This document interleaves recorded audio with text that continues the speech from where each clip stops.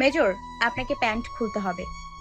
কথাটি শোনা মাত্র চকিত গতিতে বসা থেকে উঠে দাঁড়িয়ে সামনে দাঁড়ানো লেডি ডিউটি ডাক্তারের মুখের দিকে তাকালো মেজর মুহিত ওয়াসিফ। বুড়ুকুচকে তীক্ষ্ণ দৃষ্টি প্রয়োগ করে বোঝার চেষ্টা করছে ডাক্তারের মুখভাব, কিন্তু মেয়েটি মাস্ক পরিহিত, যার জন্য বেশ সুবিধা করতে পারল না মুহিত।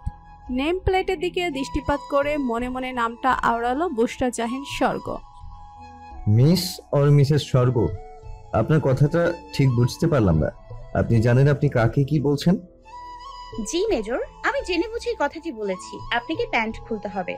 আমি আপনাকে ভেন্ট্রোগ্লুটিয়াল পেশিতে ইনজেকশনটি পুশ করব।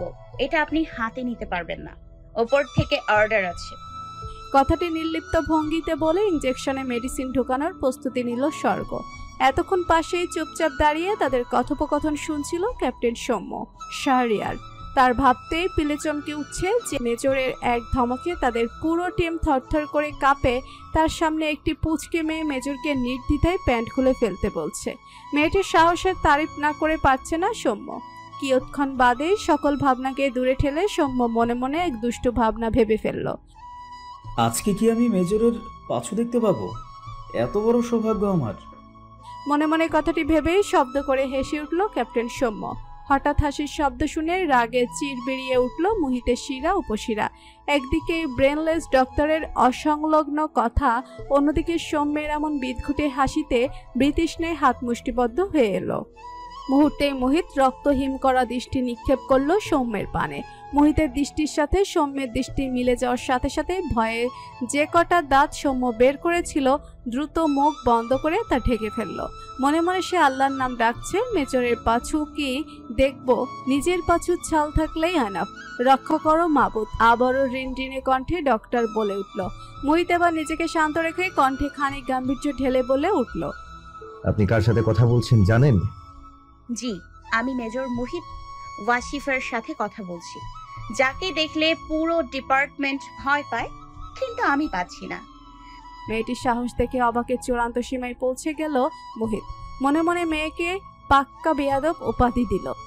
আমি এখন ইনজেকশন নিব না মিস স্বর্গ। না নিলে আপনি যেতে পারেন।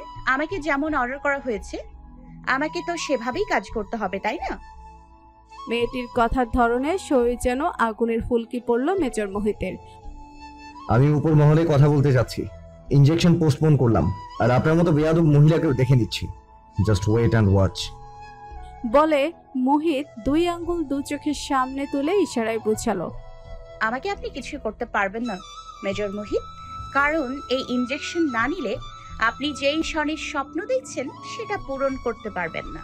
আর যার কাছে আমার নামে বিচার সালিশ দেবেন উনি আমার গুণধর বাবা। আশা করছি কোনোটিতেই বিশেষ লাভ করতে পারবেন না। আর আমাকে মহিলা ভেবে ভুল করবেন না। বয়স মাত্র 24। কথাটি বলে মুখের মাস্কটা খুলে ফেললো স্বর্গ। রাগের চোটে নাকের ডগা লাল হয়ে এলো মেজর মোহিতের। সে উপরে তাকিয়ে ডিউটি ডাক্তারের চেহারা দেখার প্রয়োজন মনে করলো না, কিন্তু ক্যাপ্টেন সৌম্য এই সুযোগ মিস করার পাত্র নয়। সুন্দরী মেয়েদের প্রতি তার একটা আলাদা দায়িত্ব আছে, আর সেই দায়িত্বটা হচ্ছে তাদের চোখ মুখ খুঁটিয়ে খুঁটিয়ে দেখা আর কোথায় কোন সৌন্দর্যের খুঁত রয়েছে তা বের করা। কিন্তু ক্যাপ্টেন নিজের চোখকেই বিশ্বাস করতে পারছে না। অনেকক্ষণ চেষ্টা করেও যখন কোনো খুঁত ধরতে না পারলো, তখন দুহাত দিয়ে দু চোখ কষলে আবার ডিউটি ডাক্তারের দিকে দৃষ্টি দিল। ইনজেকশন না নিলে অন্যজনকে নেয়ার জায়গা করে দিন। দরজার বাইরে লম্বা সিরিয়াল আছে। আশা করি বুঝতে পেরেছেন মেজর মোহিত। মোহিত মেয়েটির খোঁচা মারা অপমান সইতে না পেরে বলে হুঙ্কার ছেড়ে রুম থেকে বেরিয়ে এলো। গায়ের অ্যাপ্রন ঠিক করে চুলগুলো ইলাস্টিকের সহিত বেঁধে নেক্সট বলে হাঁক ছাড়ল স্বর্গ। রুমে এসে গায়ের ইউনিফর্ম খুলে বিছানায় সজোরে আছাড় মারল মোহিত। সৌম্য মনে মনে জিকির করেই যাচ্ছে, কারণ পূর্বের ন্যায় মেজর আজকেও রেগে আছেন আর তাকে নির্ঘাত কঠিন পানিশমেন্ট দিবেন। পূর্বের পানিশমেন্টের কথা মনে পড়তেই পেটে মোচড় দিল সৌম্যের। সৌম্য চলে গেল সে ভয়ঙ্কর স্মৃতিচারণ করতে। গত বছর গ্রীষ্মকালে তাদের টিম একটি গ্রামের জঙ্গলে ক্যাম্প গেড়েছিল। রাতে গোলাগুলির মহড়া হতো দিতে মাটি গর্ত করে বাংকার বানাতে হতো। যেমন গরম তেমন পরিশ্রমে মেজরের অনুপস্থিতিতে সৌম্য এক সোলজারকে নিয়ে কাজে ফাঁকি দিয়ে ক্যাম্পের বাইরে চলে আসে। শুধু তাই নয়, হাঁটতে হাঁটতে তারা লোকালয়ে পৌঁছে যায়। হাঁটতে হাঁটতে নির্জন একটি বাড়িতে একটি আম গাছ পাকা পাকা টসটসে আম ঝুলতে দেখে লোভ সামলাতে পারেনি সৌম্য। সে আম ছিঁড়তে উদ্যত হতেই সোলজার তাকে নিষেধ করে যে, স্যার, মেজর জানলে রক্ষে থাকবে না, চলুন ফিরে যাই। কারণ মেজর আগেই নিষেধ করেছে লোকালয়ে কারোর সাহায্য না নিতে, এমনকি কারোর জিনিসে হাত না দিতে। রেপুটেশন খারাপ হয়ে যাবে স্যার। সৌম্য বুক উঁচু করে বহুত বড়াই বুকে চাপড়ে বলেছিল। তোমার মেজর কিচ্ছুটি টের পাবে না। একের পর তারা আম ছিঁড়ে খেতেই কোথা থেকে যেন একটি বুড়ি এসে লাঠি নিয়ে তাদের দৌড়ানি দিয়েছিল। সৌম্য আম নিয়েই ভোদর ভেবেছিল বুড়ি আর কি করতে পারবে, কিন্তু বুড়ি ছিল ধানি লঙ্কা। দৌড়েই ক্ষান্ত হয়নি, সোজা ক্যাম্পে এসে বিচার দিয়ে গেছে। সেদিন মোহিত তাকে এই তেল ছড়ানো গরমে 200 পুশ আপ করিয়েছে, সাথে এক পায়ে 3 ঘন্টা দাঁড় করিয়ে রেখেছে। এমনি এমনি দাঁড় করায়নি, হাতে 6টি ইট উঁচু করে ধরিয়ে দাঁড় করিয়ে রেখেছিল। সেদিনে সেই শাস্তিতে রাতে হাড় কাঁপিয়ে জ্বর এসেছিল সৌম্যের। সেই জ্বরে সোম টানা 21 দিন কিছু খেতে পারেনি। আর শরীর ব্যথার কথা না বললেই নয়, মনে পড়লে এখনো ব্যথা করে। সৌম্যের ভাবনা ছেদন হলো মোহিতের দাঁত পিষানো ধমকে। কেন হেসেছিলে ক্যাপ্টেন? এমন আকস্মিক প্রশ্নে গলা শুকিয়ে উঠল সৌম্যের। কি উত্তর দিবে তা ভাবতে লাগলো। এরই মধ্যে আবারও গমগমি কণ্ঠে বলে উঠল মোহিত, তোমাকে শাস্তি পেতে হবে সৌম্য। শাস্তির কথা মনে পড়তেই সৌম্যের মুখ পাংশুবর্ণ ধারণ করলো। কাদো কাদো মুখে মেজরের দিকে অসহায় দৃষ্টিপাত করেও কোনো সুবিধা করতে পারল না বেচারা ক্যাপ্টেন। যাও সৌম্য, শাস্তির জন্য রেডি হও। হঠাৎই রুমে মেজর জেনারেল নাফিস মাহমুদের প্রবেশ যেন অবাকের চরম সীমায় পৌঁছে দিল মোহিত আর সৌম্যকে। দুজনেই ব্যতিব্যস্ত হয়ে স্যালুট ঢুকলো। মোহিত জিজ্ঞেস করলো, স্যার আপনি এখানে? আসতে হলো মেজর, আসতে হলো। আমার মেয়েকে কথা শুনিয়ে ইঞ্জেকশন নেবে না বলে নাকি বের হয়ে এসেছো? মোহিত হা হয়ে গেল। তার মানে ইতিমধ্যে বিচার চলে গিয়েছে। যেখানে বিচার দেবার কথা মোহিতের, কারণ সে অপমানিত হয়েছে, সেখানে কিনা ওই মেয়েই তাকে শায়েস্তা করতে বিচার দিয়েছে। দুঃখে হাসি এসে গেল মোহিতের, অবজ্ঞাজনক হাসি। স্যার একটা সত্য কথা বলি। বলো। আপনার মেয়ে একটা পাক্কা শয়তানের হাড্ডি আর বেয়াদব। কাউকে সম্মান তো করতেই জানে না, উল্টো কিভাবে অপমান করতে হবে সেটা ভালোভাবে রপ্ত করেছে। ক্যাপ্টেন সৌম্য জানে মোহিত ঠোঁট কাটা, তাই বলে মেজর জেনারেলের সামনে তারই মেয়ের নামে এমন ভয়ানক ব্যাখ্যা শুনে মাথা ভন ভন করে ঘুরে উঠল সৌম্য শাহরিয়ারের। ঠিক বলেছে মেজর মোহিত, মেয়েটা একদম মায়ের মতো হয়েছে। ঘরেও সম্মান পায় না, এখানেও পায় না। নাফিস মাহমুদের উক্তিতে চোখ কোটর থেকে বেরিয়ে এলো সৌম্যের। মেজর জেনারেল মা মেয়ের অত্যাচারে নিগৃহীত, এজন্যই তাহলে আমাদের উপর স্টিম রোলার চালায় বেটা হারামি। তা বাবা মোহিত, আমার মেয়েকে তুমি অপমান করেছো নাকি আমার মেয়ে তোমাকে করেছে? যদি বলতে খুব উপকার হতো আর কি। কথাটি বলে উত্তরের প্রত্যাশায় মোহিতের দিকে দৃষ্টি বোলালেন। আপনার মেয়ে আমাকে অপমান করে রুম থেকে বের করে দিয়েছে স্যার। খুক খুক করে কেসে ফেললেন মেজর জেনারেল নাফিস মাহমুদ। যেই মেজরের ভয়ে তিনিও মাঝে মাঝে তটস্থ থাকেন, সেই মেজর তার মায়ের কাছে পাত্তা পায়নি। মোহিতের কাঁধে হাত চাপড়ে বলে উঠলেন নাফিস মাহমুদ, থাক বাবা, মনে কষ্ট নিও না। যেখানে তোমাদের স্যারই প্রতিনিয়ত অপমানিত হচ্ছে, সেখানে একদিন অপমানিত হয়ে মন খারাপের কিছুই নেই। বিকালে গিয়ে ইঞ্জেকশনটা দিয়ে এসো। যে জায়গায় আমার মেয়ে দিতে চায় সেই জায়গাতেই ঠিক আছে, না হলে ইঞ্জেকশনটা আমাকেই পুশ করবে বলেছে। আর তোমার যে মেশিন নিয়ে এত স্বপ্ন, সেই মিশনে যেতে হলে তোমাকে প্রচুর ফিট থাকতে হবে। আশা করি সব বুঝতে পেরেছো। বাচ্চাদের মতো জেদ করো না। নিজের স্বপ্নের মিশনের কথা মনে পড়তেই মুহূর্তের স্বর খাদে নেমে এলো। জি স্যার, আমি দেখছি কি করা যায়। বলেই আবার স্যালুট ঠুকে নাফিস মাহমুদকে বিদায় জানালো। ক্যাপ্টেন সৌম্য, তোমাকে মাফ করে দিলাম, যাও, আজকে শাস্তি দেওয়ার মুড নেই। বলেই ওয়াশরুমে ঢুকে গেল মোহিত। ক্যাপ্টেন সৌম্য যেন গভীর সমুদ্রে তলিয়ে গিয়ে বেঁচে ফিরল। এক মুহূর্ত কাল বিলম্ব না করে এক প্রকার দৌড়েই পালালো সে। মিনিট 20 হট একটা শাওয়ার নিয়ে রুমে এসে মোহিত তার গোপন ফোনটি বের করলো। ফোনটা অন করতেই একটা মেসেজ টুং করে উঠল। Ahmed Khan is here, see you in Afghanistan. মেসেজটি দেখে মুহূর্তেই মুখে হাসি ফুটে উঠল মোহিতের, চোখগুলো হয়ে উঠল চকচকে। বলে রেডি হয়ে ক্যাপ্টেন সৌম্যকে নিয়ে রওনা হলো ডক্টরের চেম্বারে। ডিউটি শেষ করে অ্যাপ্রন খুলে সবকিছু গুছিয়ে নিল স্বর্গ। আজ অনেক ধকল গেছে। সুযোগ পেয়ে অবশ্য ক্লোজ ফ্রেন্ড মেহনাজ পিউকে ডেকেছে, দুজনে একসঙ্গে বুফে খাবে সিদ্ধান্ত নিয়েছে। দুজনেই যেই বের হবে অমনি মেজর মোহিত ক্যাপ্টেন সৌম্যকে নিয়ে হাজির। আসতে পারি? স্বর্গমিত হেসে প্রশ্ন করল। এসেছেন তাহলে? আসতে হলো, কোনো সমস্যা? না, সমস্যা না। শুয়ে পড়ুন, প্যান্ট খুলুন। বলেই মুখ টিপে হেসে ফেলল স্বর্গ। এবার আগে ভাগেই ভয়ের চোটে রুম ত্যাগ করলো সৌম্য। মোহিতের লজ্জা এবং ব্যক্তিত্বের এমন ফালুদা হওয়াতে সে ইতস্তত করতে লাগলো। তা বুঝতে পেরে চিকন সুমিষ্ট কণ্ঠে স্বর্গ বলে উঠল। লজ্জার কিছু নেই মেজর। ও ডক্টর পিউ, ও আমাকে হেল্প করবে, কারণ একটু এদিক। এতক্ষণ ডাক্তারের চেহারা না দেখলেও নরম কণ্ঠটা শুনে মেজর মোহিত দৃষ্টি নিক্ষেপ করলো স্বর্গের দিকে এবং আপনা আপনি মুখ থেকে অস্ফুট স্বরে বেরিয়ে এলো। মাশাআল্লাহ। হাতে গ্লাভস পরে নিল স্বর্গ আর পিউ। মোহিতকে উপর করে শোয়ানো হয়েছে। ইনজেকশনে মেডিসিন লোড করার জন্য পিউকে নির্দেশ দিল স্বর্গ। লজ্জায় ইতস্ততায় মোহিত বালিশে মুখ গুজে চোখ বন্ধ করে ফেলল। সাথে সাথে মনের ক্যানভাসে ভেসে উঠল গ্রে কালারের কুর্তির সাথে জিন্স প্লাজো পরিহিত চাঁদের মতো হলুদ ফর্সা বর্ণের পিচ্ছি একটা পরি, যা ঝলমলে ডিপ ব্রাউন রঙের এস্টেট চুলগুলো কাঁধ পর্যন্ত স্টাইল করে কাটা। ধবধবে সাদা মুখটুতে প্রসাধনীর কোনো ছোঁয়া নেই, তবুও যেন অপ্সরা। গোলাপি ঠোঁটে লিপ বাম কৃত্রিম আলোর ঝলকে চকচক করছে, সাথে ঠোঁটের নিচের কুচকুচে কালো তিলটা যা মনের ভেতর নিষিদ্ধ ইচ্ছের জাগ্রত করে।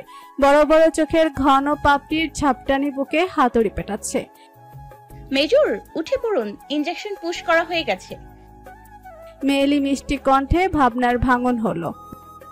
এত দ্রুত শেষ হয়ে গেল? এত দ্রুত নয়, পাক্কা 10 মিনিট লেগেছে। বলেই হেসে ফেলল স্বর্গ। লজ্জায় দ্রুত প্যান্ট ঠিক করে বেরিয়ে এলো মোহিত। এমন ভাবেই এই মেয়ের ভাবনায় ডুবেছে যে এত মোটা শুয়ের ঘাও টের পায়নি। সর্বনাশী একটা। ক্যাপ্টেন সৌম্য!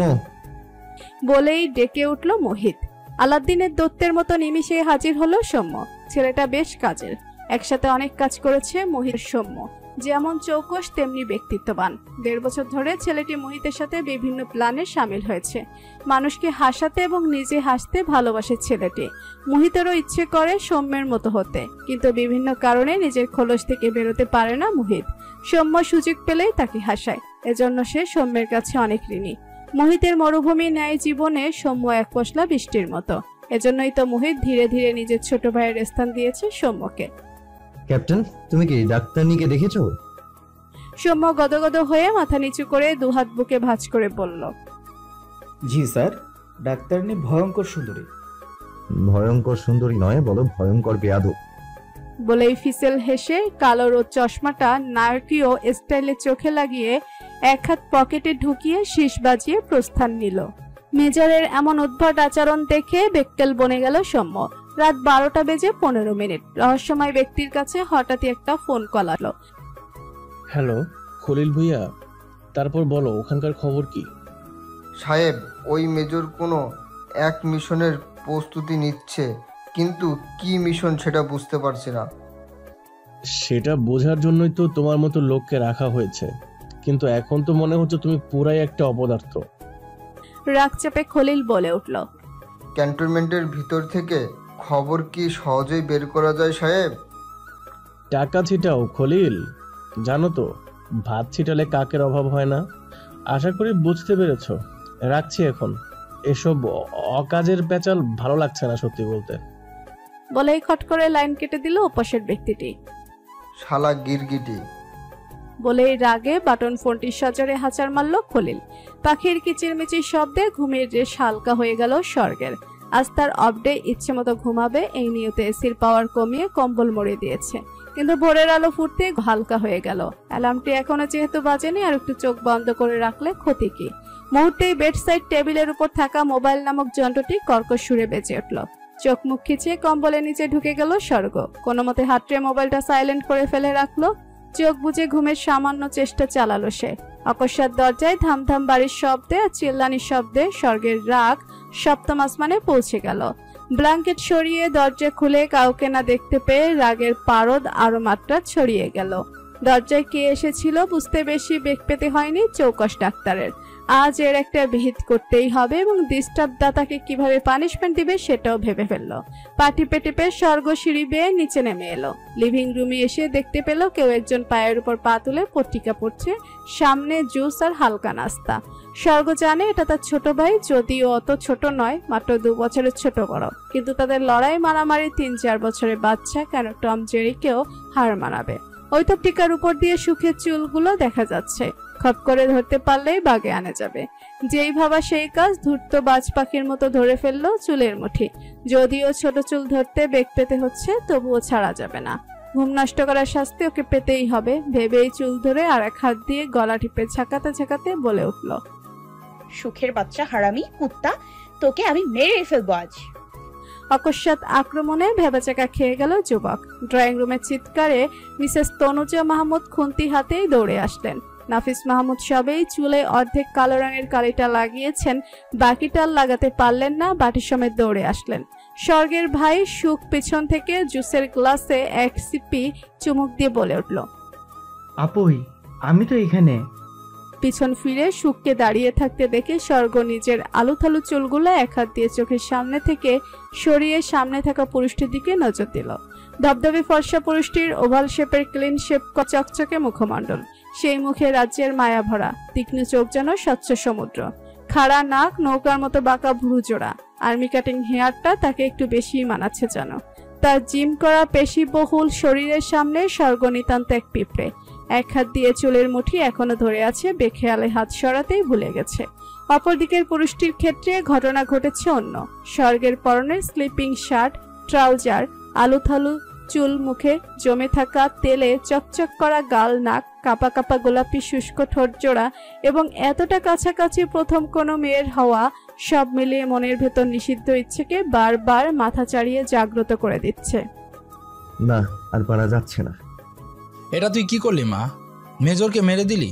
বেচারা আমার কাছে কাজে এসেছে আর এভাবে অপমান করে দিলি। বাপকে তো পাত্তা দিস না, অন্তত বাইরের মানুষকে তো দে। বাপির মুখে এমন নাটকীয় কথা শুনে স্বর্গ আহাম্মক হয়ে গেল। এই লোক আর্মির জেনারেল না হয়ে নাটকে সিনেমায় ভাড়ামি করলে বেশি জনপ্রিয় হতো।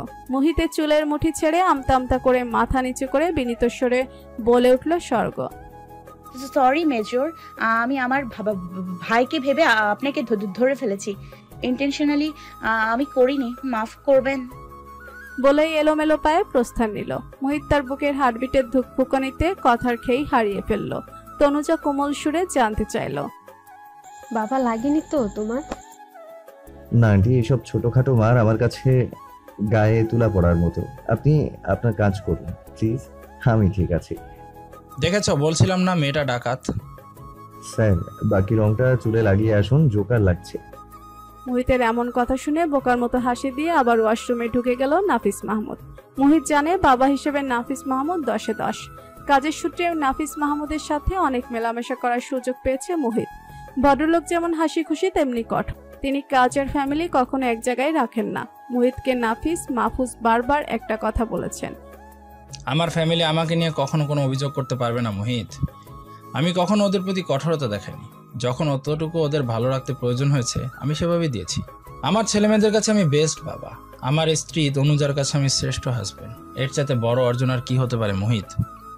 মোহিত মন থেকে এই ভদ্রলোককে অনেক শ্রদ্ধা করে। নাফিস মাহমুদ কর্মক্ষেত্রে যতটা কঠোর, কর্মক্ষেত্রের বাইরে ততটাই নমনীয়। নাফিস মাহমুদের মাঝে মোহিত নিজের বাবার প্রতিচ্ছবি খুঁজে পায়। হঠাৎই পেছন থেকে সুখ কাশি দেওয়ার ভান করলো, ahem ahem, hi bro, I am Safan Mahmud Sukh, স্বর্গের গুনে গুনে 2 বছর ছোট একমাত্র আদরের ভাই। খুব জ্বালাই তো, এজন্য মাঝে মাঝে বাগে পেলেই রাম ধুলাই দেয়, আবার মাঝে মাঝে লুকিয়ে পড়ি, তখন বাপি ওর খামচি খায়। এই ধরুন আজকের ব্যাপারটাই, একটু আগে ইচ্ছা করেই ওর আরামের ঘুমটা ভাঙালাম। তার বদলে আপনি কেলেনি খেলেন, কিন্তু আপনাকে কেলেনি খাওয়ানোর ইচ্ছা আমার ছিল না। জাস্ট ওর ছুটির দিনটা স্পয়েল করতে চাইলাম, অ্যান্ড আই এম সাকসেস। বলেই কলার ঝাঁকালো 22 বছরের ক্যাডেট পড়ুয়া যুবকটি। এই মুহূর্তে মোহিতের এই বাড়ির প্রত্যেক সদস্যকে পাগল মনে হচ্ছে, সাথে নিজেকেও। কিন্তু ফিউচার শ্বশুরবাড়ি বলে কথা কাউকে পাগল বলা যাবে না। চুপচাপ জুসের গ্লাসটা হাতে নিয়ে ছোট করে একটি চুমুক বসালো এবং মনে মনে ভাবলো 20 মিনিট পর জেনারেল নাফিস মাহমুদ তার স্টাডি রুমে মোহিতকে ডাকলেন। মোহিত কিছু কাগজ আর নকশা নিয়ে পৌঁছে গেল সিঁড়ি বেয়ে দোতলার কর্নারে কাঙ্ক্ষিত সেই রুমে। শুরু হলো গোপন বৈঠক। হেই, আপনি ক্যাপ্টেন সৌম্য না? আকস্মিক মেয়েলি কণ্ঠ শুনে পেছন ফিরতেই সামনে দাঁড়ানো সুন্দরী এক মেয়েকে দেখে বিষম খেল সৌম্য। জি, আমি ক্যাপ্টেন সৌম্য শাহরিয়ার। আপনাকে তো ঠিক চিনলাম না। আপনার ব্রেনে জং ধরেছে ক্যাপ্টেন। 2 দিন আগে আমাদের দেখা হয়েছিল বুশরা জাহিন স্বর্গের চেম্বারে। বলে ভদ্রতাসূচক হাসি বিনিময় করলো সৌম্য। আরো বলল, সেদিন দেখা হলেও কথা হয়নি, এজন্য আন্তরিকভাবে দুঃখিত। এমা, না না, কোনো প্রবলেম নেই। আপনার নামটা জানা হলো না, যদিও আপনি আমার নাম ইতোমধ্যে জেনে গেছেন। মেহনাজ পিউ, আমি স্বর্গের স্কুল জীবনের ফ্রেন্ড। সুন্দর নাম, ঠিক আপনার মতো। ফ্ল্যাটিং করছেন? সৌম্য জিভ কামড়ে কান ধরে কিউট করে তওবা বলে বলে উঠল। একদম না ম্যাডাম। পিউয়ের কি হলো কে জানে, সৌম্যের এমন রূপ দেখে মনে তার ঠান্ডা বাতাস বয়ে গেল। সকাল 10টা বেজে 5 মিনিট। সেনা সদস্যদের প্রশিক্ষণ অনুশীলন চলছে। মোহিত দাঁড়িয়ে তা পর্যবেক্ষণ করছে আর ভাবছে ভেতরের খবর বাইরে কে পাচার করছে। নিজেদের ব্যক্তিগত তথ্য কিভাবে আংশিক হলেও ফাঁস হচ্ছে। আরো বেশি সতর্ক হতে হবে কোনোভাবে। এবারে এই বোয়াল আমি 2 বছর ধরে খুঁজে চলেছি, তাকে এবার আমার জালে আটকাতেই হবে। কি ব্যাপার মোহিত, তোমাকে অন্যমনস্ক লাগছে? হঠাৎ পেছন থেকে এমন ভরাট কণ্ঠ শুনে চমকে উঠে মোহিত। ভাবনা কাটিয়ে পেছন ফিরে লেফটেন্যান্ট জেনারেল নিয়াজ মোর্শেদকে দেখে তৎক্ষণাৎ স্যালুট জানায়। কিছু না স্যার, হঠাৎ মায়ের কথা শুনে মনে পড়েছে।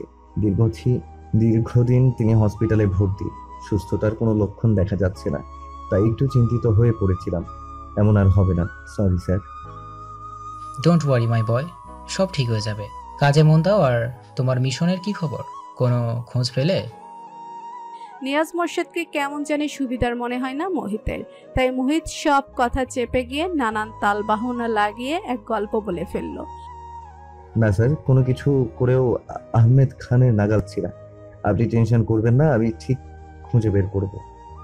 কথাটি বলে আর এক মুহূর্ত দেরি না করে চোখে কালো রোদ চশমাটা পরে লম্বা লম্বা পা ফেলে হাঁটা ধরল মোহিত। গন্তব্যে সিএমএস। একবার মাকে দেখে ডক্টরের সাথে কথা বলতে হবে। দেখুন মেজর মোহিত, আপনার মায়ের হার্টে পেসমেকার মেশিন বসাতে হবে। আপনার মা অনেকদিন ধরে এখানে ভর্তি রয়েছে। আমি দীর্ঘদিন ওনার চিকিৎসা সেবা দিয়ে আসছি। ওনার সমস্ত কন্ডিশন আমার নখদর্পণে। ওনার হার্টের স্বাভাবিক কার্যক্রম বলুন বা স্পন্দন তৈরি করাই বলুন, ওনার হার্টের যে কন্ডিশন, এখন আপনি অনুমতি দিলেই আমি মেশিন বসানোর জন্য অপারেশন করার ব্যবস্থা নিব। মেশিন বসালে কি আমার মা পুরোপুরি সুস্থ হবে ডক্টর? মোহিতের কথা শুনে চুপ করে দৃষ্টি নত করে ফুস করে নিঃশ্বাস নিলেন প্রফেসর সারওয়ার জাহান। দেখুন মেজর, হায়াত মৌত উপরে যিনি আছেন তার হাতে। আমি আপনাকে 100% গ্যারান্টি দিতে পারবো না, তবে আমার বিশ্বাস আপনার মা সুস্থ হবে। কথাটি বলে মোহিতের হাতের উপর হাত রাখলেন প্রফেসর। আর দেরি করবেন না মেজর, দেরি করলে অবস্থা শুধু খারাপই হতে থাকবে। যত দ্রুত সিদ্ধান্ত নেবেন তত উনার জন্য ভালো। চোখ বন্ধ করে কিছু একটা ভাবলো মোহিত। পরক্ষণেই গমগমে কণ্ঠে বলে উঠল, আপনি অপারেশনের সবকিছু রেডি করুন। কিন্তু মেজর, একটা প্রবলেম আছে। এই বলে একটা পেপার এগিয়ে দিলেন প্রফেসর মোহিতের দিকে। কি এটা? মেজর মোহিত, এখানে আপনাকে বন্ড সই দিতে হবে। কথাটি শোনা মাত্র মাথায় আকাশ ভেঙে পড়ল মোহিতের। জিজ্ঞাসু দৃষ্টিতে মোহিত প্রফেসরের দিকে তাকালো। আসলে অপারেশনের একটু জটিলতা রয়েছে। ভাগ্য খারাপ হলে ওটি টেবিলে উনি মারা যেতে পারেন, কিন্তু আমরা আমাদের চেষ্টার কোনো ত্রুটি রাখবো না মেজর। প্রফেসরের কথা শুনে চোখের মধ্যে জ্বালা শুরু হলো মোহিতের। এখন কি ভারী বর্ষণ হবে চোখের দুকুল ছাপিয়ে? এমনটি কথা হবার কথা ছিল? আজ থেকে 6 বছর আগের ভাবনায় ডুব দিল মোহিত। শীত বিদায় নিবে নিবে ভাব, কিন্তু রাতে হালকা শীতের আমেজ রয়েছে এবং দিনে চকচকে সোনালি রোদ। আকাশে সাদা মেঘের ভেলা ভাসছে। মোহিত তখন সেকেন্ড লেফটেন্যান্ট। তার পোস্টিং ছিল কুমিল্লা ক্যান্টনমেন্টে। মোহিত সকালে জগিং শেষ করে শাওয়ার নিয়ে ডাইনিং হলের উদ্দেশ্যে পা বাড়িয়েছে মাত্র। হঠাৎই মোহিতের হাতে থাকা মুঠোফোনে ভাইব্রেশন শুরু হয়। স্ক্রিনে দৃষ্টি ফেলে পাপা নামটি দেখে হাসি ফোটে মোহিতের ঠোঁটে। হ্যালো। কেমন আছো মোহিত? ভালো আছি বাবা, তোমরা সবাই কেমন আছো? আমরা অনেক ভালো আছি। একটা খুশির খবর আছে তোমার জন্য মোহিত। জি বাবা, বলো। নামিরার বিয়ে ঠিক করেছি। জানি সবকিছুই অনেক দ্রুত হয়েছে, তোমাকে জানানোর সময় হয়নি। পাত্র নামিবার বেশ পছন্দ হয়েছে, বাকি কথা বাসায় এলে বলবো। আজই তুমি ঢাকায় ব্যাক করবে, রাতে এঙ্গেজমেন্ট। বোনের বিয়ের কথা শুনে মোহিত প্রথমে অনেক খুশি হয়, কিন্তু পরে ভাবতে থাকে সবকিছু এত দ্রুত হয়ে যাচ্ছে। মোহিত জানে তার বাবা একজন বিচক্ষণ মানুষ, সে ভুল সিদ্ধান্ত নেবে না অবশ্যই, কারণ একজন বিচক্ষণ ম্যাজিস্ট্রেট আর যাই করুক, যার তার হাতে কখনো মেয়ে তুলে দেবে না। মোহিত আরো কিছু কথা বলে ফোন কেটে দেয়। নিজ কক্ষে ব্যাগ গুছাচ্ছে মোহিত। একমাত্র বোনের বিয়ে বলে কথা, 15 দিনের ছুটি নিয়ে মোহিত ঢাকার উদ্দেশ্যে যাত্রা শুরু করে। এখন বিকেল 5টা। মোহিত দাঁড়িয়ে আছে তার বাড়ির মেইন ডোরের সামনে, কলিং বেল টিপে অপেক্ষা করছে। হুট করে খুলে গেল দরজা। দীর্ঘ 6 মাস পর মোহিত বাসায় এসেছে। মোহিতকে দেখে ভূত দেখার মতো চমকে উঠল 10 বছরের এক বালক। চিৎকার করে বলে উঠল, ভাইয়া। আদরের ছোট ভাইকে জড়িয়ে কোলে তুলে ফেললো মোহিত। নামিরা আর মোহিতের চাইতে বয়সে অনেক ছোট এই পুস্কো মুকিত। যেমন বাড়ির ছোট সদস্য, তেমনি কিউট একটা বাচ্চা। এজন্যই তো সকলের চোখের মধ্যমণি। তোকে সারপ্রাইজ দিলাম। পাপা জানতো, মাও জানতো, তোকে কেউ জানায়নি, আমি নিষেধ করেছি তাই। এই বলে কোল থেকে মুকিতকে নামিয়ে সোফায় ফেলে দিল মোহিত। ফেলেই সুরসুরি দেওয়া শুরু করলো। মুকিত হেসে কুটি কুটি। তাদের দু ভাইয়ের খুনসুটি হাসাহাসি করা শব্দে রান্নাঘর থেকে দৌড়ে এলেন মিসেস তারিন রহমান আর নামিরা। নামিরা এসে মোহিতের কান টেনে ধরল। এই 6 মাসে একবারও আসতে মন চায়নি তোর? আপু লাগছে, মা লাগছে, ছাড়তে বলো। না, ছাড়বো না, লাগার জন্যই দিয়েছি। আচ্ছা সরি, মাফ করে দে আপু, নেক্সট বার থেকে প্রতি মাসে মাসে আসবো। মুকিত নামিরাকে অনুনয়ের সুরে বলল, ছেড়ে দাও না আপনি, ভাইয়া কেন ব্যথা লাগছে? ভাইয়ের উকিল হয়েছিস? মুকিত মাথা উপর নিচ করে হ্যাঁ বুঝালো। আচ্ছা যা, ছেড়ে দিলাম। ছেলে মেয়েদের এমন কীর্তি দেখে হেসে ফেললেন মিসেস তারিন। তোদের নিয়ে আর পারি না, যা মোহিত, ফ্রেশ হয়ে খেয়ে নে, কাজ আছে অনেক। এই বুটু, এই ব্যাগে যা যা আছে সব তোর, যা নিয়ে নে সব। মুকিত যেন আকাশের চাঁদ হাতে পেল। এজন্যই তো ভাইকে তার এত ভালোবাসতে ইচ্ছে করে। এবার নামিরার পিছু নিল মোহিত। তুই প্রেম করছিস না? নামিরা হাত উঁচিয়ে বলে, মারবো এক ঠাটিয়ে। আচ্ছা বুঝেছি, লজ্জা পেতে হবে না, শুধু বল বরকে, পটাপট নাম বলে ফেল। তুই চিনিস? আমি চিনি। নামিরা লজ্জায় মাথা নিচু করে মুখ টিপে হেসে ফেলে। সোহাগ ভাই? নামিরার দিকে দৃষ্টি ফেলে নামিরার রক্তিম গাল আর ওড়নার কোনা আঙুলে পেঁচানো দেখে মোহিত বুঝে ফেলে হি ইজ রাইট। শিওর সোহাগ ভাই? নামিরা মাথা দুলিয়ে হ্যাঁ সূচক উত্তর দেয়। কিভাবে পটালি ওই হাবলুটাকে? নামিরা চোখ রাঙে বলে ওঠে, মার খাবি মোহিত। মোহিত খুব ভালো করে সোহাগ নামে ছেলেটিকে চিনে। মোহিতের বাবার বাল্যকালের এক বন্ধু ছেলে সোহাগ। ছেলেটি গ্রামে থাকতো। একদিন মোহিতের বাবা আদনান ওয়াসিফ অনেক রাত্রে একটি ছেলেকে এনে কঠিন গলায় সবাইকে ডেকে বলছিল, আজ থেকে এই ছেলে আমার ছেলেদের মতো, সেও এ বাড়ির সদস্য এখন থেকে। ও আমার বন্ধু হামিদের ছেলে। ওর বাবা 2 দিন আগে এই দুনিয়া ত্যাগ করেছে। ইহজগতে ওর কেউ নেই। তোমরা কেউ কখনো ওর সাথে কোনো প্রকার খারাপ আচরণ বা অপছনীয় কিছু করবে না, তাহলে আমি অনেক কষ্ট পাবো। আজকে আমি এই এতিমের গার্ডিয়ান হলাম। সোহাগ তখন ইন্টারমিডিয়েট এক্সাম দিয়েছে কেবল। এই অবস্থায় কোথায় যাবে, তার কার কাছে যাবে, কিছুই ঠাওর করতে পারছিল না। এমন সময় ফেরেশতার মতো সামনে এসে দাঁড়িয়েছিল আদনান ওয়াসিফ। মিসেস তারিন সোহাগকে কাছে টেনে বলেছিল, আমাকে আম্মা ডাকতে পারবি? সোহাগ সেদিন মিসেস তারিনকে জড়িয়ে কেঁদে দিয়েছিল। সোহাগ পড়াশোনায় অনেক ব্রিলিয়ান্ট ছিল। নিজের পড়াশোনার পাশাপাশি নামিরা আর মোহিতকেও অঙ্ক ইংরেজি পড়াতো অবসর সময়। নামিরার এসএসসি পরীক্ষার সকল নোটস নিজ হাতে তৈরি করে দিয়েছিল সোহাগ। যেদিন ইন্টারমিডিয়েট এক্সামে সোহাগ জিপিএ 5 পেল, সেদিন মিসেস তারিন আর আদনান ওয়াসিফের খুশি দেখে কে নিজের সন্তানের মতো সকল সুযোগ সুবিধা দিয়েছিলেন সোহাগকে। পড়িয়েছেন পাবলিক বিশ্ববিদ্যালয়ে। নিজের যোগ্যতা বলে সোহাগ নাম করা এক কলেজের ইংরেজি বিষয়ের প্রফেসর হিসেবে নিয়োগ পায়। মোহিত আগেই বুঝেছিল সোহাগের জন্য নামিরার মনে কোথাও কিছু আছে, কিন্তু এটা যে প্রেম ভালোবাসা পর্যন্ত গড়াবে তা ভাবতে পারেনি মোহিত। কারণ সোহাগ ছিল খুবই সাদাসিধে ঘর কোনো টাইপ ছেলে। 3 তলা চিলেকোঠার ঘরটাতে সারাক্ষণ পড়াশোনা করে কাটাতো, খাওয়া দাওয়ার সময় ছাড়া। মায়ের ডাকে ধ্যান ফিরল মোহিতের। খেতে আয়, আর কিছু কাজ আছে হাতে হাতে করে দে। কাজগুলো বুঝিয়ে দিয়ে চলে গেলেন মিসেস তারিন। চারপাশে আলো ঝলমল করছে, কিছু কাছের আত্মীয় এসেছে। বাচ্চাদের হাসাহাসিতে মুখরিত চারিপাশ। বাড়িতে যেন চাঁদের হাট বসেছে। নামিরা রাখতে হবে আজ। মোহিত কর্মব্যস্ততায় তার বাবার খবর নেওয়ার সময়ই পায়নি, তবুও তার মায়ের কাছে জানতে চেয়েছে। মা, বাবাকে দেখছি না কোথাও। আছে কোথাও কাজে ব্যস্ত, হয়তো আগদের সময় দেখতে পাবে। বলেই অন্যদিকে চলে গেলেন। পার্লারের মেয়েরা এলো নাকি সেটা দেখতে। ঘরের এক কোণে বসে জীবনের হিসেব কষছেন আদনান ওয়াসিফ। ওনার জীবদ্দশায় কোনোদিন এমন পরিস্থিতির মুখোমুখি হননি তিনি। নিজের এত বছরের অর্জন করা সততা সম্মান খুইয়ে দিবেন, নাকি পালিয়ে যাবেন, নাকি জীবন দিয়ে হলেও সব আগলে রাখবেন? কোনো সিদ্ধান্তেই উপনীত হতে পারছেন না তিনি। দিনে রাতে এত পরিমাণ হুমকিজনক ফোন কল আর নেওয়া যাচ্ছে না। কি করতে পারি এখন আমি? পরিত্যক্ত একটি বিল্ডিং এর আধভাঙা একটি কক্ষে গোপন বৈঠক বসিয়েছেন কয়েকজন গণ্যমান্য ব্যক্তি। তারা সবাই সমাজের উজ্জ্বল ব্যক্তিবর্গ। তাদের ভালো মানুষের আড়ালের মুখোশ জনগণ জানে না। জানানোর দরকারই বাকি। তারা কি দেশের মানুষের মুখের ভাত কেড়ে নিয়েছে? ভনিতা না করে খুলে বলুন, কি করতে চাচ্ছেন আহমেদ খান? আহমেদ খানের উত্তর শোনার আশায় বাকি সদস্যরা গভীর আগ্রহ নিয়ে তার মুখপানে দৃষ্টি দিলেন। যদি ওই নির্বাহী অফিসারই আর না থাকে তাহলে কেমন হবে? কথাটি সকলের মনে ধরে গেল।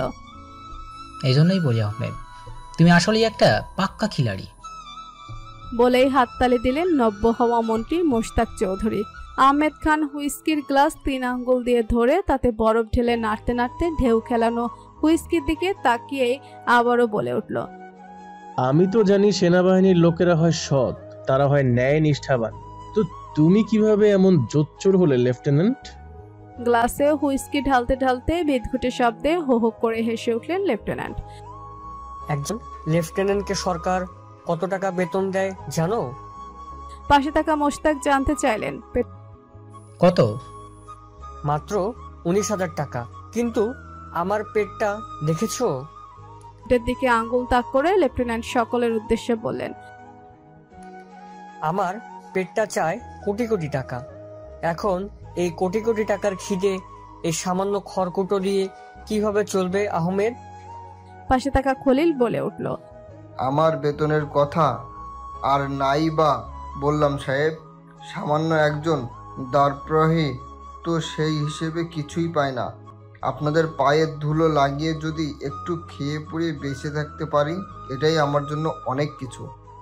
তাহলে ওই কথাই রইল, উড়িয়ে দাও লেফটেন্যান্ট নির্বাহী অফিসারকে। পথের সামনের কাঁটা যত দ্রুত সরাবে তত পথ ভালোভাবে হাঁটতে পারবে, বুঝতে পেরেছ?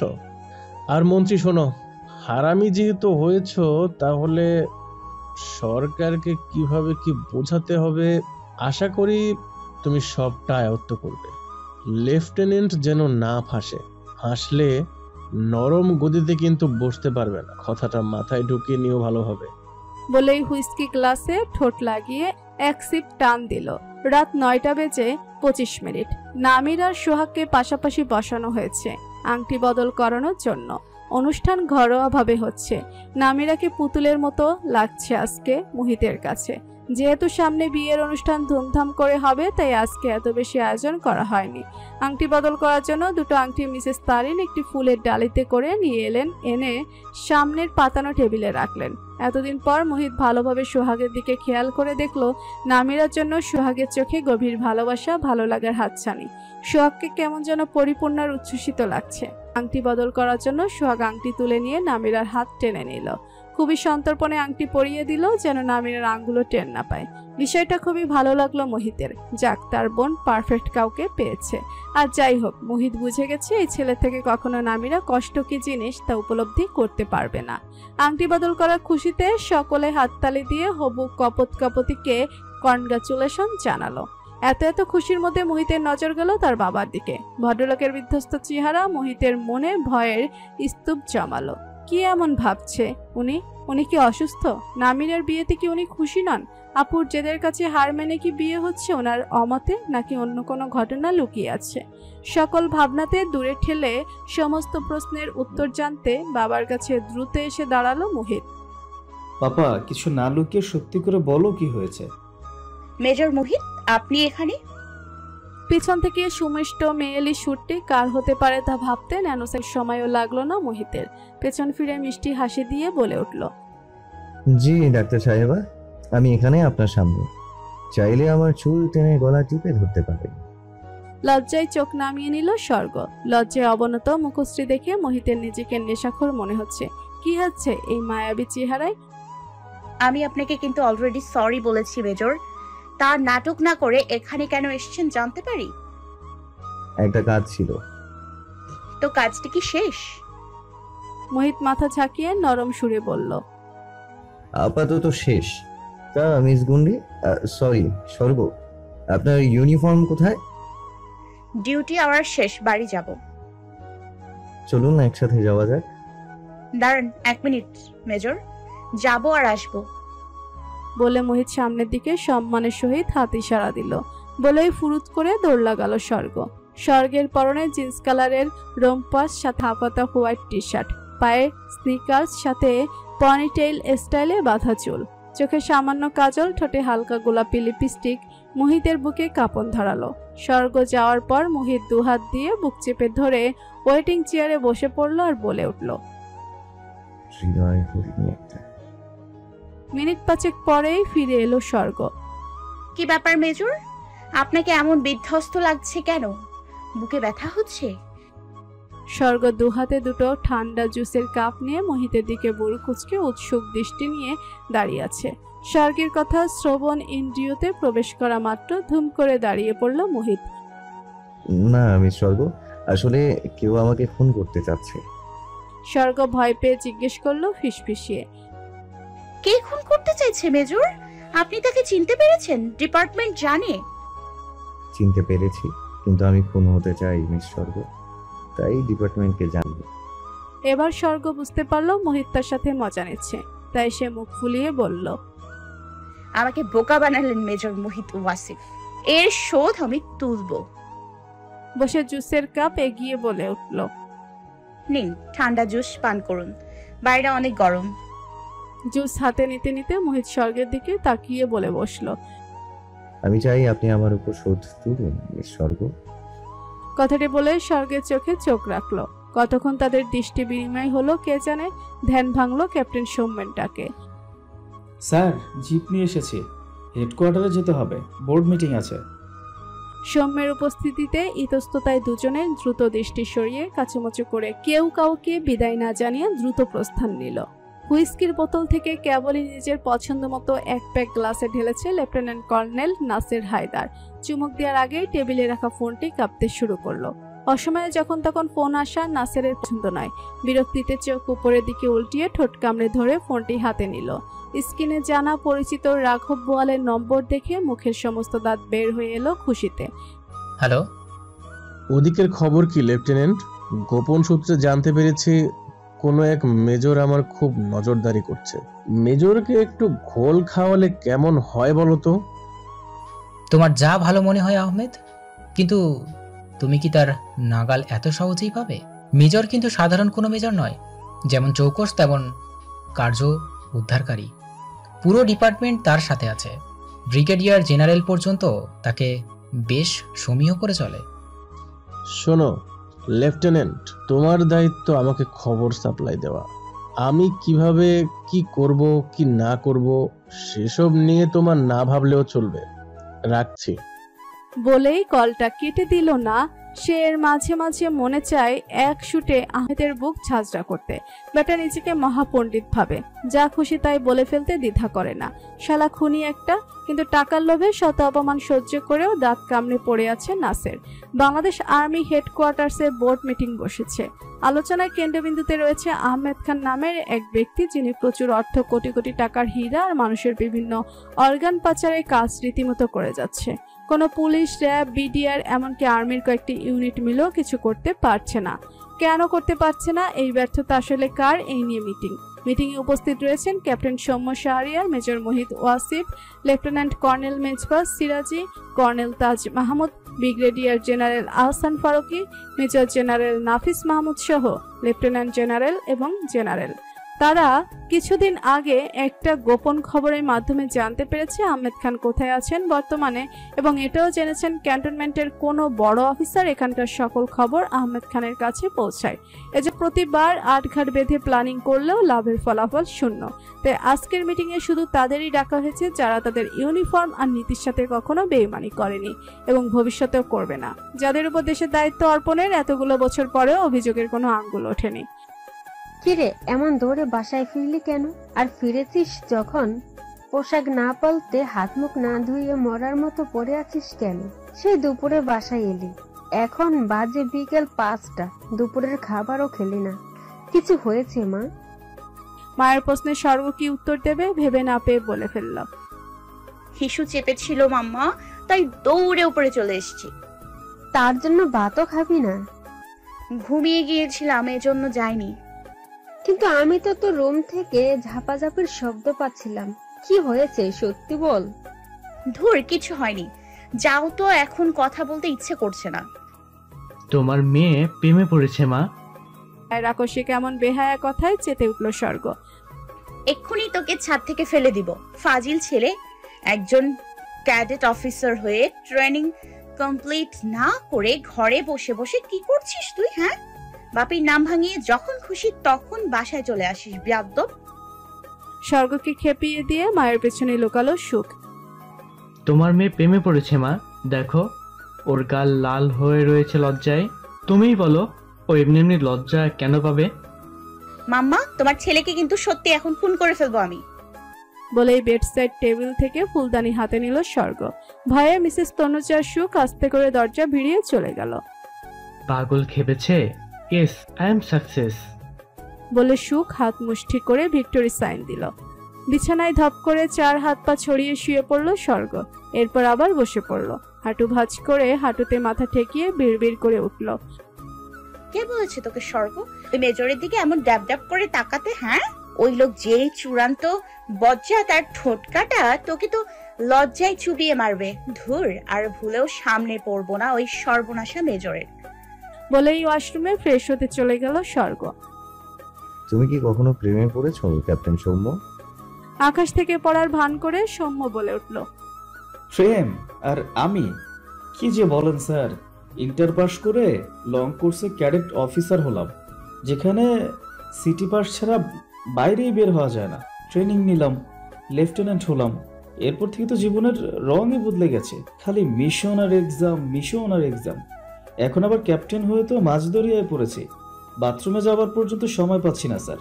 আপনার মতো মেজর হয়ে গেলে প্রেম না, একদম ডিরেক্ট বিয়ে করে টানা 6 মাসের জন্য গুম হব বউ নিয়ে, বুঝতে পেরেছেন স্যার? এখন তো সারাক্ষণ আপনার সাথে থাকি, কোনো lady officer, nurse, doctor, lady soldier কেউ আপনার ভয়ে সামনে আসে না। প্রেমটা কিভাবে হবে স্যার? সৌম্য ঠিকই বলেছে। ডিউটি আওয়ারে অহেতুক আলাপচারিতা বা কোনো ক্যাপ্টেন, লেফটেন্যান্ট বা সোলজার, কোনো লেডি অফিসার, লেডি সোলজারের সাথে কথা বলা মোহিত একদম অ্যালাউ করে না। মোহিত মনে করে তারা দেশ এবং দেশের মানুষের জন্য নিজেকে উৎসর্গ করেছে। এখানে ডিউটি ফেলে কারোর সাথে হাসি ঠাট্টা করে 2 মিনিট কথা বললেই বিরাট লস। তাই পানিশমেন্টের ভয়ে মেজরের সামনে এসব করার সুযোগ হয় না, আর ক্যান্টনমেন্টের বাহিরে যাওয়া হয় খুবই কম, তাও বিশেষ প্রয়োজনে। প্রেমটা তাহলে হবে কিভাবে? কেন স্যার, হঠাৎ প্রেমের কথা কেন বললেন? সৌম্যের প্রশ্নে গলা খাকারি দিয়ে মিথ্যে কথার ডালা সাজালো মোহিত। প্রেম করলে এটার অজুহাতে তোমাকে কঠিন পানিশমেন্ট দিতাম আর কি, সেজন্য।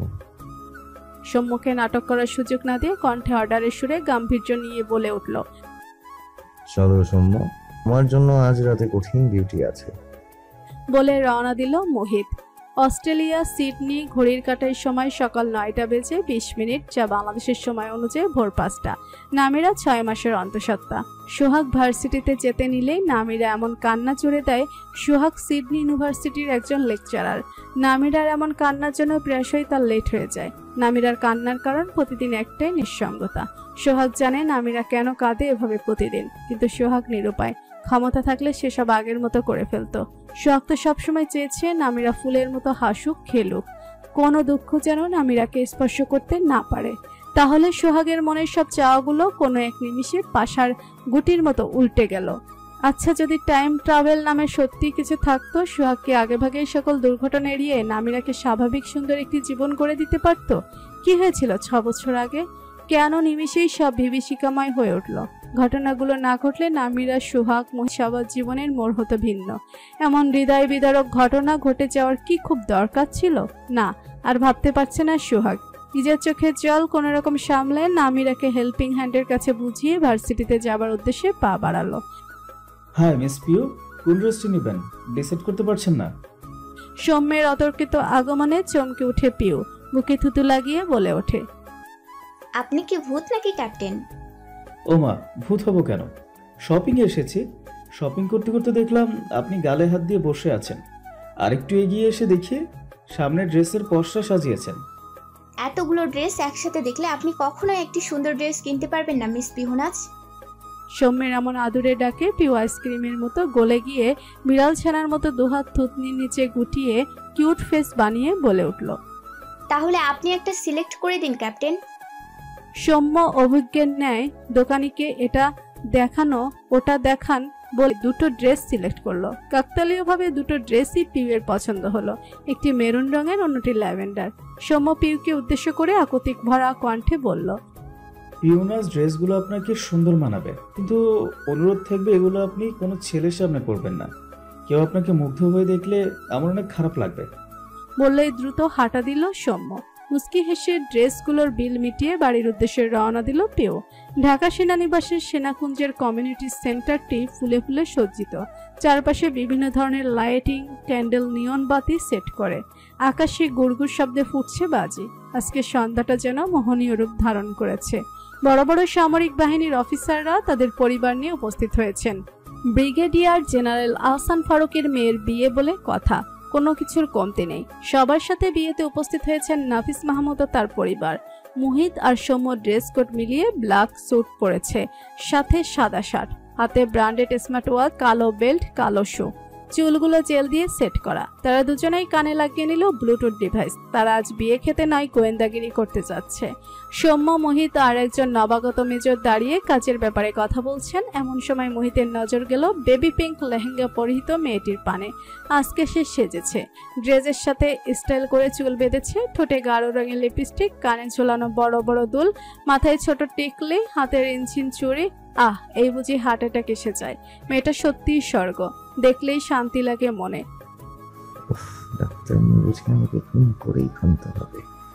কিন্তু পরক্ষণে মোহিত খেয়াল করলো স্বর্গ ভালোভাবে হাঁটতে পারছে না, সে কাউকে খুঁজছে এমন মনে হলো মোহিতের। মোহিত মনোমুগ্ধকর ন্যায় মেজর ফাহিম আর ক্যাপ্টেন সৌম্যকে ফেলে চলে যায় স্বর্গের কাছে। কিছু হয়েছে স্বর্গ? মেজরের মুখে নিজের এমন আদুরে নাম শুনে থমকে দাঁড়ালো স্বর্গ। পাশে ফিরে মেজর মোহিতকে দেখে লজ্জায় রক্তিম হলো স্বর্গের দোকান আর গলা। মিনমিন করে স্বর্গ বলল, না মেজর মোহিত, আমি ঠিক আছি বলে ক্যাবলাকান্তের মতো দাঁত বের করে হে হে করে হেসে উঠল। কিন্তু মোহিত ছেড়ে দেবার পাত্র নয়, তা জানতেই হবে স্বর্গের কি কোনো প্রবলেম হয়েছে। যদিও এটা অনধিকার চর্চা, তার ব্যক্তিত্বের সাথে এসব যায় না, তবুও কেন জানি তার নির্লজ্জ হতে ইচ্ছে করছে এই মেয়েটার সামনে। আপনি নির্দ্বিধায় বলতে পারেন আমাকে স্বর্গ, আমি আমার বেস্ট চেষ্টা করব। স্বর্গ নিজেকে স্বাভাবিক রেখে বলল, আসলে মেজর, আমি এই ড্রেসটা পরে হাঁটতেই পারছি না। লেহেঙ্গাটা অনেক ভারী, তার মধ্যে এত গরম, অনেক কষ্ট হচ্ছে আমার। বলেই মাথা নিচু করে ফেললো। তার মধ্যে একটি ছেলে আমাকে এমন ভাবে ফলো করছে, আমি তো দৃষ্টির আড়াল হতে এদিক সেদিক ছোটাছুটি করতে করতে কাহিল হয়ে গেছি। কোনো ছেলে স্বর্গকে ডিস্টার্ব করছে কথাটি শুনতেই চোয়াল শক্ত হয়ে হাত মুষ্টিবদ্ধ হয়ে এলো মোহিতের। গমগমে রাগ মিশ্রিত ভারী কণ্ঠে বলে উঠল, দেখিয়ে দিতে পারবেন কোন ছেলে এমন অসভ্যতা আমি করার চেষ্টা করেছি? সামনের কপালের বেবি হেয়ারগুলো ঠিক করতে করতে স্বর্গ বলল, যেই ছেলেটা ড্রেস কোড ফলো না করে ডিপ ব্রাউন স্যুট পরেছে সেই ছেলেটা। মুহূর্ত আর কিছু না বলে সামনের দিকে ঘুরে দাঁড়ালো। মিস স্বর্গ, আসুন আমার সাথে। বলে মোহিত হলরুমের দিকে হাঁটা দিল। স্বর্গ দুহাতে লেহেঙ্গা উঁচু করে ধরে মোহিতের পেছনে ছুটলো আর মনে মনে তার গুণধর ভাই সুখের পিনটি চটকালো। বিয়াদব একটা, দরকার ছাড়া আঠার মতো চিপকে থাকবে, কিন্তু দরকারে হারিকেন জ্বালিয়েও খুঁজে পাওয়া যাবে না। এখানে বসুন স্বর্গ। বলে কর্নারে একটি সোফা স্বর্গকে নির্দেশ করলো মোহিত। কোথা থেকে যেন একজন সোলজারকে ডেকে এনে দায়িত্ব দিল যে মোহিত ফিরে না আসা পর্যন্ত এক পাও না নড়তে। সোলজার বাধ্য বাচ্চার মতো সায়জা নিয়ে বডিগার্ডের পোজ নিয়ে দাঁড়িয়ে গেল স্বর্গের পাশে। মোহিতের এমন অস্থিরতা স্বর্গের মনে হিমশীতল বাতাস প্রবাহিত করলো। এটা কি ভালো লাগা নাকি মেজর জেনারেলের মেয়ে বলে দায়িত্ব পালন করা, নিজেকে নিজে প্রশ্ন করলো স্বর্গ। কিন্তু মন থেকে যা উত্তর এলো তাতে ঠোঁটে সূক্ষ্ম হাসি ফুটে উঠল স্বর্গের। হে মিস, নামটা জানা অপ্সরা, তুমি এখানে? আর তোমায় আমি কোথায় কোথায় খুঁজে চলেছি। অপরিচিত কণ্ঠে তুমি সম্বোধন শুনে ভুরুকুচকে ফোন টেপা বাদ দিয়ে উপরে মুখ তুলে তাকালো স্বর্গ। সেই অসভ্য ছেলেটা আবার এখানে? উফ উফ, আর বাঁচা গেল না। কি বিড়বিড় করছো এমন করে? আপনি কি আমার আত্মীয়? আমাকে চেনেন? আমি কি আপনাকে চিনি? এক বাক্যে কতগুলো প্রশ্ন করে দম ফেললো স্বর্গ। আরে রিল্যাক্স, এত হাইপার কেন হচ্ছ? হাইপার তো করছেন আপনি। আমাকে চেনেন না, জানেন না, একটা মেয়েকে সারাক্ষণ দৃষ্টিতে রাখছেন, আবার তুমি করে বলছেন। একটা মেয়ের জন্য এটা কতটা আনকমফোর্টেবল এটা আপনি বোঝেন? ওহ, এই কথা। আচ্ছা, পরিচিত হয়ে নিচ্ছি। Hello, I am Aryan Chowdhury Ahir, owner of Chowdhury group and co কোম্পানির মালিকের একমাত্র ছেলে, যাকে সবাই এক নামে চেনে। কিন্তু তুমি, উফ সরি, আপনি চেনেন না? বলে স্বর্গের দিকে হাত বাড়ালো Ahiyan. Hey, I am major Mohit Wasif, nice to meet you. আকস্মিক ভরাট গম্ভীর পুরুষালী কণ্ঠ আর হাত চেপে ধরায় আহাম্মক হয়ে গেল আহিয়ান। আমি তো আপনার সাথে পরিচিত হতে চাইছি, মেজর মুজাহিদ ওয়াসিফ। আপনি যার দিকে হাত বাড়িয়েছেন আমি তার পার্সোনাল বডিগার্ড। ওনার বাবা মানে মেজর জেনারেল নাফিজ মাহমুদ আমাকে নির্দেশ দিয়েছে একটা ফুলও যাতে ওনাকে স্পর্শ করতে না পারে। তাহলে আমি একটা আস্ত মানুষের হাতের স্পর্শ কিভাবে পেতে দিই মিস্টার আহিয়ান? তাচ্ছিল্য ভরা হাসি দিয়ে আহিয়ান বলে উঠল, হাসালেন মেজর, হাসালেন। যখন আপনার স্যার জানবে হাতটা আমার ছিল, উনি নিজেই ওনার মেয়ের হাত আমার হাতের সাথে স্পর্শ করিয়ে দিবেন। মোহিত ফিচেল হেসে গম্ভীর কণ্ঠে বলে উঠল, তাহলে আপনি সেই স্বপ্ন দেখতে থাকুন আহিয়ান সাহেব। এতক্ষণ চুপচাপ সবকিছু পর্যবেক্ষণ করছিল স্বর্গ। হঠাৎ সে দাঁড়িয়ে বলে উঠল, আমি মাম্মার কাছে যাব মেজর। Sure, why not?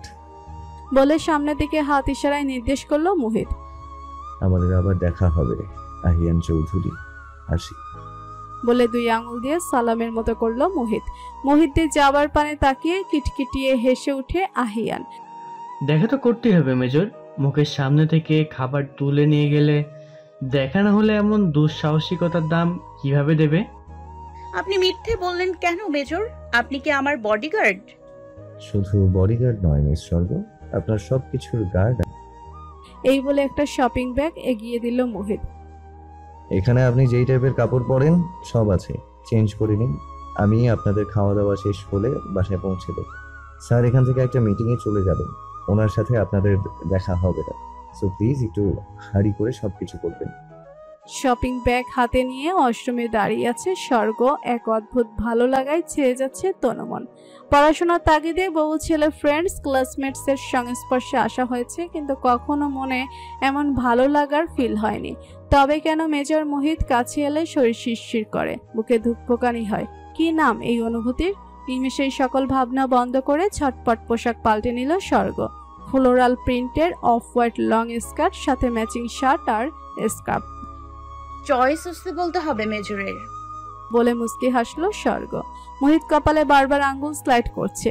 আহিয়ানকে সে ভুলতে পারছে না কোনোভাবে। মোহিত খুব ভালো করেই আহিয়ান চেনে। নিজের রূপের জালে টাকা পয়সা আভিজাত্যের লোভ দেখিয়ে ভালোবাসার নাটক করে মেয়েদের ফাঁসিয়ে বাইরে পাচার করে দেয়াই তার কাজ। কিন্তু সমাজে তার বাবা আর তার মতো সম্মানিত ব্যক্তির দ্বিতীয়টি নেই। গোপন সূত্রে শুধু এসব খবর পাওয়াই গিয়েছে, কিন্তু পোক্ত প্রমাণের অভাবে কেউ আহিয়ানের দিকে আঙ্গুল তুলতে পারেনি। তার বাবার নাম ডাকে প্রশাসন পর্যন্ত ভয়ে কাঁপে। সেখানে মোহিত সামান্য একজন মেজর হয়ে প্রমাণ ব্যতীত কিভাবে তাকে জব্দ করবে? এই নরঘাতক স্বর্গের মতো নিষ্পাপ একটি মেয়ের দিকে হাত বাড়িয়েছে। মোহিত কিভাবে সামাল দিবে সবকিছু? না, আর ভাবতে পারছে না মোহিত। অস্থির লাগছে। যেভাবেই হোক নাফিস মাহমুদকে সব জানাতে হবে, চুপ থাকা যাবে না। খুব বেশি কি দেরি হয়ে গেল মেজর? স্বর্গের ডাকে হুঁশ ফিরল মোহিতের। পিছন ফিরে নিজের পছন্দের মানুষের সাজসজ্জাহীন স্নিগ্ধ মুখ দেখে নিজের মনকে শান্ত করলো মোহিত। মনে মনে সৃষ্টিকর্তার কৃতজ্ঞতা প্রকাশ করলো এমন অপরূপ সৌন্দর্যের দর্শন করানোর জন্য। আপনাকে সদ্য প্রস্ফুটিত ভোরের শিশির মিশ্রিত বেলি ফুলের মতো লাগছে স্বর্গ। লজ্জায় মাথা নিচু করে দাঁত দিয়ে ঠোঁট কামড়ে ধরল স্বর্গ। চলুন, দেরি হয়ে যাচ্ছে বলে মোহিত সামনে পা বাড়ালো। কোয়ার্টারের গেটের সামনে দাঁড়িয়েছে মোহিতের জলপাই রাঙা মিলিটারি জিপ। গেট কিপার খলিলকে আশেপাশে কোথাও দেখা যাচ্ছে না। এত রাতে দুজন মেয়ে মানুষকে গাড়িতে বসিয়ে অপেক্ষা করাতে রাগে মাথা শিরা ফেটে যাচ্ছে মোহিতের। সুখ বিয়ের ভেন্যু থেকেই মিলিটারি একাডেমিতে ফিরে গিয়েছে জরুরি দরকারে। 10 কল করার পর কোথা থেকে যেন খলিলের আগমন ঘটলো। ইদানিং এই খলিলকে ব্যাপক সন্দেহ হয় মোহিতের। একটু নজরদারিতে রাখতে হবে বেটাকে। তনুজা মাহমুদের সামনে কোনো সিন ক্রিয়েট করতে চাইল না মোহিত, তাই কোনো প্রশ্ন না করে গাড়ি স্টার্ট দিয়ে চলে গেল মেজর জেনারেলের বাংলোতে। তাদেরকে বাসায় নামিয়ে আবারও গাড়ি হাঁকালো মোহিত। গন্তব্য গোপন আস্তানা। কানে ব্লুটুথ ইয়ারপ্যাড লাগিয়ে নিল মোহিত। ডায়াল প্যাড থেকে কল করলো সৌম্যকে। হ্যালো ক্যাপ্টেন, কি খবর ওখানে? স্যার কেলানি না খেয়েও কিছু বলছে না। ঠিক আছে, আধ ঘন্টার মধ্যে আসছি আমি বলে লাইন কেটে দিল। শহর থেকে একটি দূরে পরিত্যক্ত একটি বিল্ডিং। দিনের বেলাতেও ভূতের ভয়ে এই গলি কেউ মারায় না। মানুষের ভ্রান্ত ধারণা এখানে ভূত প্রেত রয়েছে। যুদ্ধের সময় পাকিস্তানি বাহিনীর মানুষ নাকি সাধারণ মানুষকে এখানে ধরে ধরে এনে নৃশংসভাবে হত্যা করত। আশেপাশের মানুষ নাকি এখনো তাদের চিৎকার চেঁচামেচি করার আওয়াজ পায়। এসব ভ্রান্ত ধারণাকে পথে ঠেলে সেই বাড়িটাকেই নিজেদের গোপন আস্তানা বা মুখোশ পরা জানোয়ারদের জন্য টর্চার সেল বানিয়েছে মোহিত। শুধু মোহিত বললে ভুল হবে। কিছু সৎ আর্মি অফিসাররা মিলে, যারা ক্ষমতার দাপটে অন্যায় করেও প্রশাসনকে ঘুষ দিয়ে বুক ফুলিয়ে হাওয়া খেয়ে অপকর্ম করে বেড়ায়, তাদের জন্য কিছু অফিসার মিলে গোপনে সেল বানিয়েছে। সরকার বা আইন ছেড়ে দিলেও গোপনে তারা তাদের প্রাপ্য শাস্তি দিয়ে দেয়। অজ্ঞাত এক ব্যক্তিকে চেয়ারে বসিয়ে শক্ত দড়ির সাহায্যে হাত পা মোড়ে বাঁধা হয়েছে, মুখে স্কচ টেপ। সৌম্য তাকে তথ্য বের করতে বেদম প্রহার করেছে, তা তার দেহ জুড়ে প্রকাশিত। লোকটির সামনে হাঁটু মুড়ে বসলো মোহিত। পানি দাও সৌম্য। সৌম্য স্টিলের একটি মগে করে পানি এনে মোহিতের হাতে দিল। মোহিত পানি নিয়ে সাথে সাথে ছুঁড়ে মারল অজ্ঞাত ব্যক্তির মুখে। লোকটি নড়ে উঠল এবং অল্প কিছুক্ষণের মধ্যেই হুঁশে ফিরল। একটানে মুখের টেপ খুলে ফেলল মোহিত। সাথে সাথেই লোকটি ব্যথায় কোকিয়ে চিল্লিয়ে কান্না জুড়ে দিল। আমাকে ছেড়ে দিন স্যার, আমাকে ছেড়ে দিন। আমি কিচ্ছু করিনি, আমি কিচ্ছু জানি না। এখনো তো আমি তোকে কোনো প্রশ্নই করিনি, এতই তাড়া তোর? বলে হাত পায়ের দড়িগুলো চাকু দিয়ে কেটে দিল মোহিত। ধমকের সুরে মোহিত হুঙ্কার করলো, উঠে দাঁড়া। লোকটি ভয়ে ভয়ে দাঁড়াতে নিলে পায়ের ব্যথায় ফ্লোরে ধপ করে বসে পড়ে। কেমন ডোজ দিয়েছো ক্যাপ্টেন? দাঁড়াতেই পারছে না। সৌম্য কাচুমাচু করে বলল, হকি স্টিকটা ভেঙে গেছে স্যার। সৌম্যকে পিঠ চাপড়ে সাবাস জানালো মোহিত। এরপর চোখ গরম করে রক্তচক্ষু নিয়ে দাঁত পিষিয়ে বলে উঠল, আমাকে কেন ফলো করেছিস সেদিন রাতে? আমি কিচ্ছু জানি না স্যার, আমাকে শুধু বলা হয়েছে আপনার ছবি দেখিয়ে ফলো করতে, আপনার প্রতিনিয়ত চলাফেরার আপডেট। কিন্তু কে বা কারা আমি কিছুই জানি না স্যার, আমি তাদের চেহারাও দেখিনি। বলে হাঁটু মুড়ে মোহিতের পায়ের কাছে বসে কান্না জুড়ল লোকটি। ঘরে আমার অসুস্থ স্ত্রী, যিনি আপনার ছবি দেখিয়েছেন, সে বলেছে আমি আপনার তথ্য জোগাড় করে তাদের দিতে পারলে আমাকে অনেক টাকা দেবে। আমি টাকার লোভে এমন করেছি স্যার, আমাকে মারবেন না, আমাকে মারলে আমার স্ত্রী বিনা চিকিৎসায় মারা যাবে। লোকটির মুখে এসব আকুতি ভরা কথা শুনে মোহিতের অসহায় মায়াবী মুখটা মনে পড়ে গেল মোহিতের। মুখই তো কি এভাবে আকুতি করেছিল? না, মুহিত আর কিছু মনে করতে চায় না। এসব ঘটনা মনে রেখে কতদিন আর এভাবে জিন্দা লাশ হয়ে বেঁচে থাকবে। পাশে থাকা ভাঙা একটি বেঞ্চে জোরসে লাথি মেরে সৌম্যকে ডেকে বলে, ওকে ছেড়ে দাও আর নজরদারিতে রাখো। আর তোকে কেন ছেড়ে দিলাম জানিস? তুই এখন আমার কাছে আলাদিনের দূত, তোকে দিয়ে আমি আমার বাকি না হওয়া কাজ উদ্ধার করব। বলে ঝড়ের গতিতে ধপাধপ পা ফেলে বেরিয়ে এসে মোহিত। ক্যান্টিনে বসে লাঞ্চ ছাড়ছে পিউ আর স্বর্গ। কাটা চামচ দিয়ে চাউমিন পেঁচাতে পেঁচাতে পিউ স্বর্গকে জিজ্ঞেস করলো, ক্যাপ্টেন সৌম্যকে চিনিস? ওই যে লম্বা ফর্সা হ্যাংলা মেজরের বডিগার্ডটা। এভাবে বলিস না দোস্ত। তাহলে কিভাবে বলবো? আচ্ছা যা, ভালোভাবে বলছি। মেজর মোহিতের সাথে সারাক্ষণ চিপকে থাকে যেই ক্যাপ্টেন সে। পিউ মিনমিন করে বলে ওঠে, হ্যাঁ। স্বর্গ কৌতূহলী হয়ে জানতে চায়, ওই ক্যাপ্টেনের সাথে তোর কি কাজ? I think I am in love with him. বলে মাথা নিচু করে ফেললো পিউ।